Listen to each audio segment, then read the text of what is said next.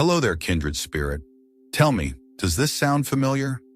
That quiet ache deep within your soul, that subtle, persistent hum of restlessness, a feeling of dissatisfaction that can creep in even during what should be your brightest moments?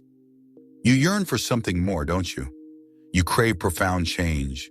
You dream of becoming the absolute best version of yourself, of unlocking that incredible, untapped potential you feel simmering just beneath the surface.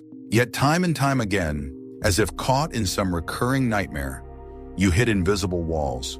You stumble over your own perceived weaknesses, finding yourself ensnared by old habits, those tenacious weeds that seem to push through even your most sincere intentions, choking the tender shoots of your hopes. Perhaps you've already tried so much. You've read the self-help books, listened to the inspiring podcasts, made those bold Monday morning declarations to start a new life. Maybe you've even jumped on every new trend, tried to tackle everything at once, creating complex schedules and to-do lists for every day of the week, attempting to overhaul your entire existence in one fell swoop, to eradicate every flaw simultaneously.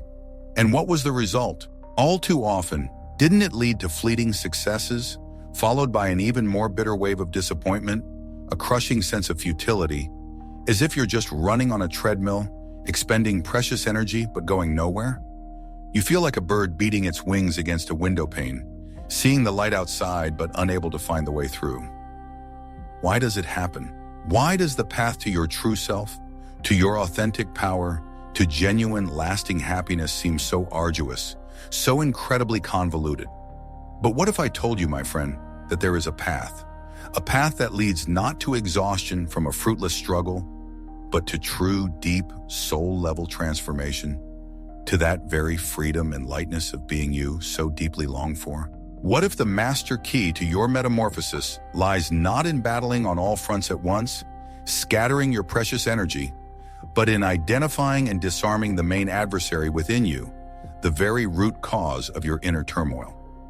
Imagine a mighty ancient tree with a sprawling canopy of shadows and fears. It's pointless to just pluck off individual leaves or even saw off a few branches. New ones will simply grow in their place. But if you can find and sever the main taproot, the entire tree will wither and fall on its own. It is precisely this kind of wisdom, this focused and powerful approach, that we're going to explore together today. So here is the very first key to your profound inner shift, the first step on your journey to becoming your authentic self.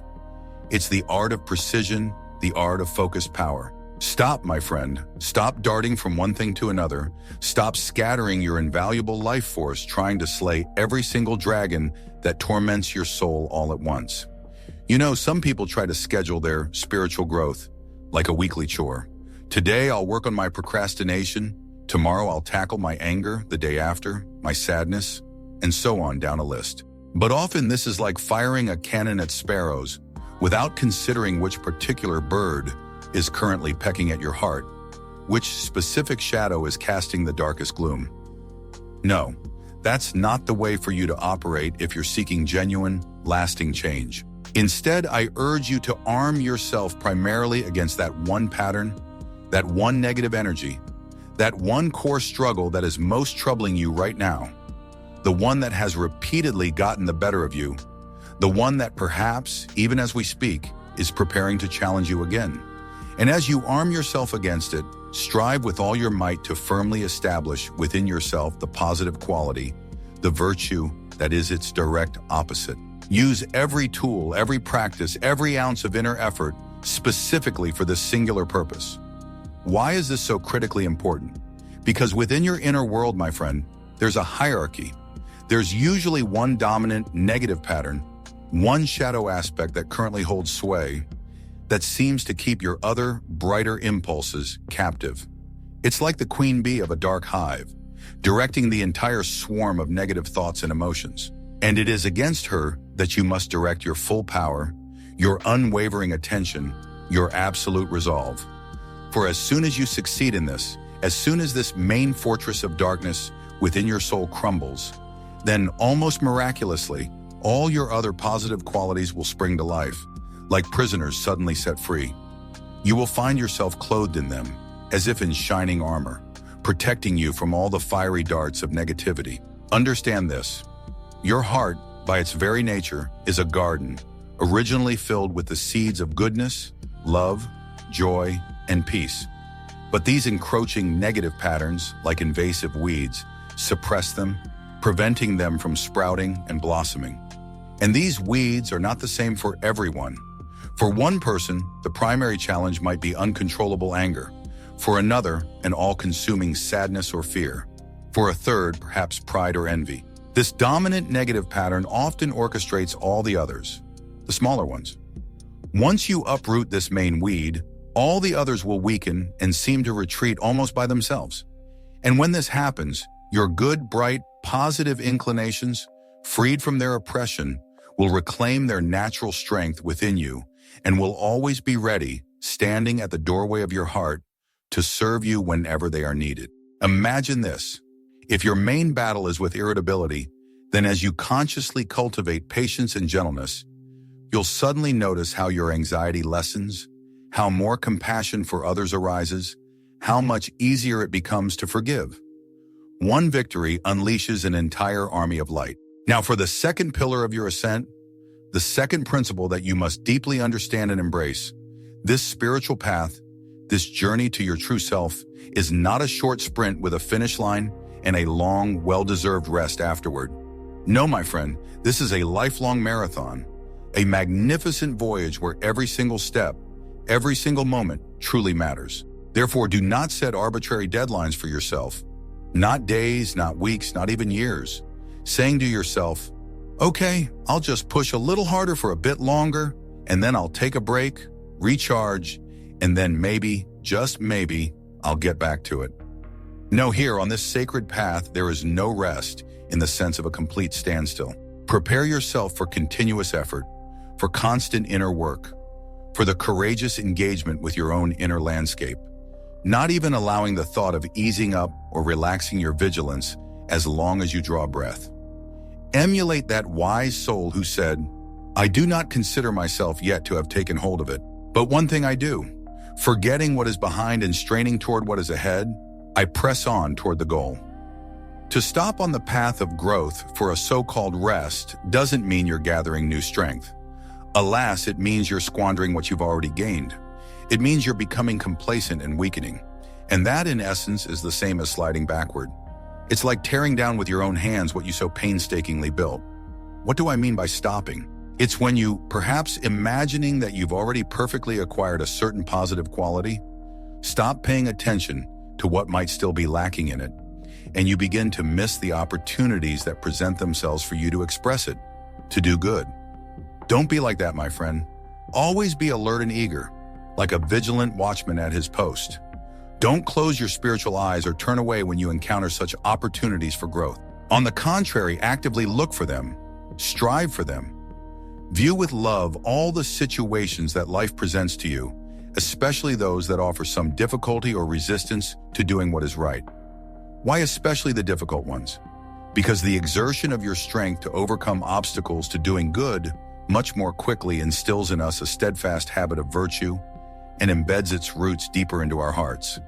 It's like training a muscle. The greater the resistance, the stronger it becomes. However, there is one crucial exception. Situations that, while offering a chance to practice a virtue like, say, self-control, also expose you to a serious risk of being consumed by an unhealthy desire or temptation. These situations you must avoid with all your might. The wisdom here is not to bring a match near a powder keg, not to tempt fate where you know you are still vulnerable. It's better not to expose yourself to that particular fire, lest you get burned. In all other respects, step boldly towards challenges, for they are your greatest teachers. The third secret to sustainable growth, the third pearl of wisdom on your path, is achieving harmony between your physical and spiritual efforts. It's about being wise and discerning in undertaking what we might call physical disciplines. Things like conscious eating, periods of focused quiet or meditation, mindful work, and similar practices. These are, without a doubt, fundamentally necessary, and without them, you shouldn't even dream of progressing in your spiritual life, for our body and spirit are inextricably linked. But even in these, know and maintain a wise measure. What is this measure? It's the golden mean between self-indulgent, coddling laziness on one hand, and on the other, a merciless, unwise depletion of your physical energy to the point of exhaustion without extreme necessity. Seek this precious middle ground not in books or theories, but through your own experience and practice, listening keenly to your body's signals. And as a guiding rule here, embrace gradualness, moving from a little to more, from the bottom up. Don't try to hoist an unbearable load onto yourself all at once. Seek, and you will surely find your own measure, the one that will strengthen your spirit without destroying the temple of your body. Imagine a violinist tuning the strings of their instrument. If they over-tighten them, they'll snap. If they're too loose, the music won't resonate. So too, you must become that sensitive tuner of your own being. Now, when it comes to inner, soul-level qualities, such as love for a higher power and for your fellow human beings, a healthy detachment from worldly vanity, humility before the face of truth, a turning away from negative patterns and harmful actions, patience and kindness, peace with everyone, even with those who may dislike or mistreat you, and similar treasures of the spirit. Here, my friend, there is no need for any specific limiting measure. Their development happens naturally, deep within, and it is boundless. Your task here is to continually and with all your strength, nudge yourself towards every action they require, and to perform it always without procrastination or delay. In this lies all your wisdom and all your power. Don't tell yourself, I've loved enough for today, or I've shown sufficient patience. No, here the ocean is limitless, and every moment is an opportunity for a new, deeper immersion. The fourth principle, which will lend incredible power and direction to your efforts, is the unity of your intention, a crystal clear focus. Amidst all your activities and concerns, with every thought, think this. With every desire, desire this. And with all your heart, seek this one thing, to overcome that specific negative pattern you are currently wrestling with, the one that is currently wrestling with you and in its place, to establish in strength the positive quality that is its opposite, the one that is currently suppressed by it within you. Let this one thing become everything to you, your whole world, your heaven and earth, your entire treasure, and your ultimate immediate goal. Be confident that by this one focus, you can honorably serve the highest and draw closer to it. Whether you are eating or fasting, working or resting, sleeping or awake, whether you are at home or out in the world, engaged in prayer or meditation, or occupied with everyday tasks, let all of it be directed toward this one aim, to overcome the negative pattern that has flared up within you and to establish the positive quality that it has driven out. I've already mentioned the importance of overcoming your main root negative pattern, but here we're talking about the one that is challenging you in the present moment, whether it's that primary one or one of its accomplices. Just as in a physical war, sometimes you engage with a unit commanded by the general-in-chief, and other times with one led by a simple officer, so it is in the spiritual battle. It's not always your main negative pattern that attacks you. Sometimes it sends out its helpers, smaller but no less cunning manifestations of darkness. And with these officers and soldiers, you may have to deal even more frequently than with the general. But to achieve victory in these seemingly minor skirmishes is no less your duty than in the battle against the main adversary. Every such victory is a step towards liberation. And so we arrive at the fifth step, the fifth key to inner freedom. This is your decision to become a conscious master of, rather than a slave to, all those fleeting earthly comforts and sensual pleasures that are born from self-gratification and in turn, feed it. Why is this so crucial? Because through this, you will find yourself far less frequently and less intensely assaulted, not only by physical cravings, but by all negative patterns in general. For all of them, like branches of a single tree, are rooted in self-indulgence, in that ego-driven desire for me, my way. By subduing and cutting off this root, these patterns, deprived of their nourishing soil, lose their power, their solidity, and their hold over you. Don't be seduced by the cunning thought, oh, what's the harm if I partake in just one little pleasure, savor just one tiny indulgence? For even if it's something not inherently wrong in itself, if you allow it purely out of self-gratification, out of a desire to simply please yourself, then be assured, during this seemingly innocent moment of letting your guard down, all your dormant negative patterns will rear their heads. They will stir, like worms squirming when water is poured on them. And it should come as no surprise if one of them suddenly ignites with such ferocious intensity that the struggle against it becomes incredibly fierce and victory highly uncertain. Therefore, never let slip from your memory the timeless wisdom that tells us, those who love their life of self-gratification will lose it, while those who are willing to let go of that self-centered life in this world will keep it for eternal life, a life of true fulfillment. And also, therefore, brothers and sisters, we have an obligation, but it is not to the flesh to live according to it. For if you live according to the flesh, you will die spiritually. But if by the Spirit you put to death the misdeeds of the body, you will live. This is not a call for self-torture. Understand me correctly. It is a call to liberation from slavery to your lower desires so that you can give space for the higher aspirations of your soul to flourish. And finally, the sixth piece of advice, the sixth principle, which perhaps should have been placed first as the very foundation of your entire edifice of transformation. I'm speaking of something that is incredibly beneficial for the soul, or rather, absolutely essential for you. At some point, ideally early on or at a significant juncture, undertake what could be called a profound life review or a radical self-inventory.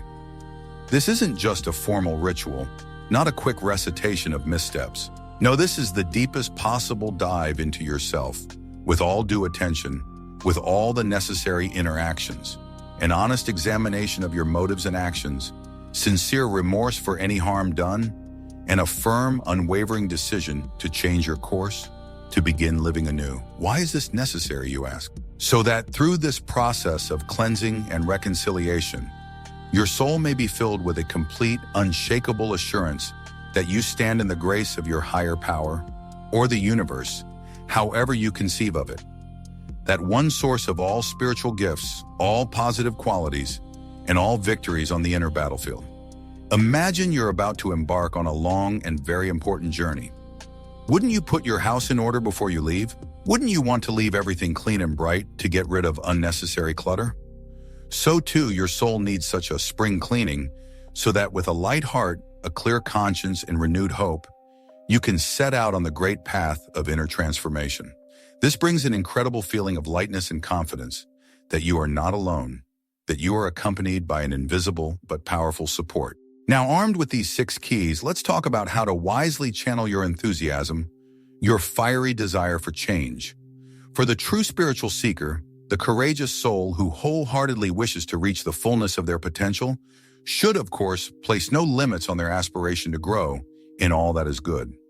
However, my friend, it is absolutely essential to temper and wisely direct the excessive, immoderate impulses of your spiritual zeal with sober judgment. Such impulses, especially at the beginning of the path, usually flare up suddenly with great, almost overwhelming intensity and pull you along irresistibly, like a raging torrent.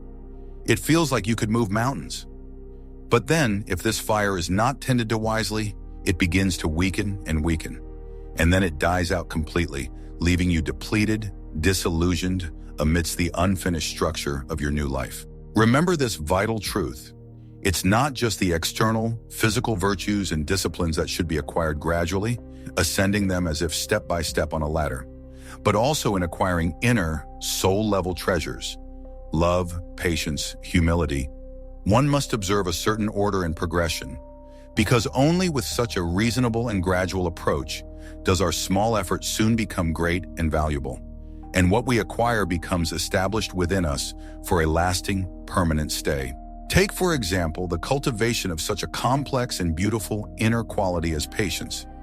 You cannot, having barely stepped onto this path, suddenly start wishing for the most severe trials, seeking out injustices, offenses, and all sorts of other unpleasantness, rushing towards them and artificially rejoicing in them, even if you might, perhaps, already be able to endure them with some effort when they naturally occur in life. Why? Because such a craving for hardship and such joy in it are already very high, almost summit-level degrees of patience. And before you can ascend to them, you need to pass through the lower, but no less important, stages. What are they?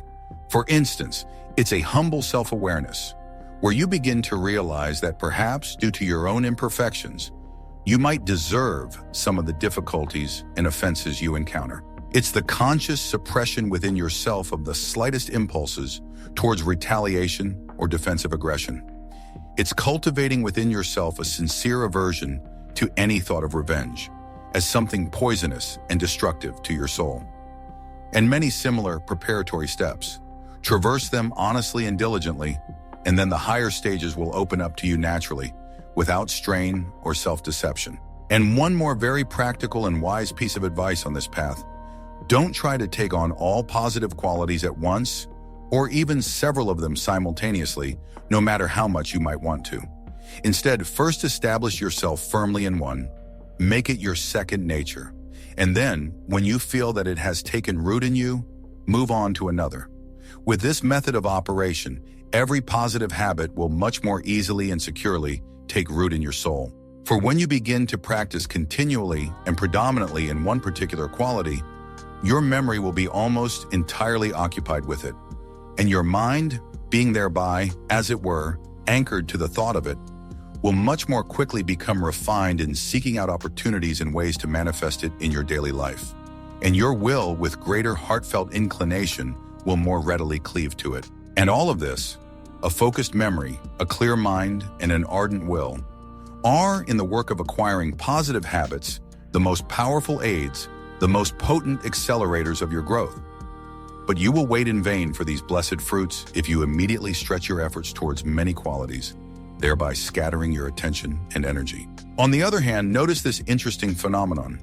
The very acts of practicing one and the same positive quality, being essentially similar and alike due to this consistency of action, become progressively less and less difficult for you, more and more natural.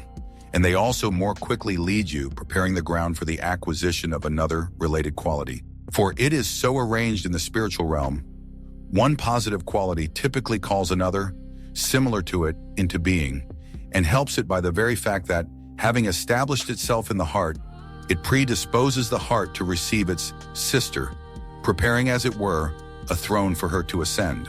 This calculation, my friend, is sound and true, and we know from the age-old experience of spiritual seekers that whoever diligently and wholeheartedly practices one positive quality not only learns in advance how to practice another, but as their skill in the first one grows, they unwittingly awaken, nurture, and strengthen all other positive qualities as well. And this happens because of their inseparable, mysterious connection with each other. For they are all but different rays emanating from one and the same divine light, from the one source of all good.